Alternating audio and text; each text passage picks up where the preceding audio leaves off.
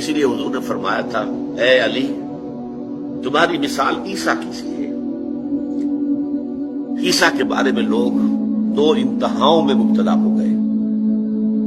محبت اور عقیدت میں غلو کرنے والوں نے انہیں خدا کا بیٹا بنا دیا، اور ان سے دشمنی اور عداوت رکھنے والوں نے انہیں کافر اور مرتد قرار دے دیا۔ اسی طرح تمہارے معاملات بھی ہوں گے، تمہیں کافر اور مرتد قرار دینے والے بھی خوارج پیدا ہو گئے، جنہوں نے کہا کہ علی کافر ہے، مرتد ہے، واجب القتل ہے، اور قتل بھی کر دیا، شہید بھی کر دیا ان کے ایک آدمی خوارج میں سے، اور دوسری طرف انہیں خدا کہنے والے بھی پیدا ہو گئے۔ لیکن اللہ تعالیٰ نے حضرت محمد صلی اللہ علیہ وسلم کو اس زیادتی سے، اس ظلم سے محفوظ رکھا ہے۔ آپ بھی جاننا چاہتے ہو کہ میں حضرت علی کو کہاں رکھتا ہوں؟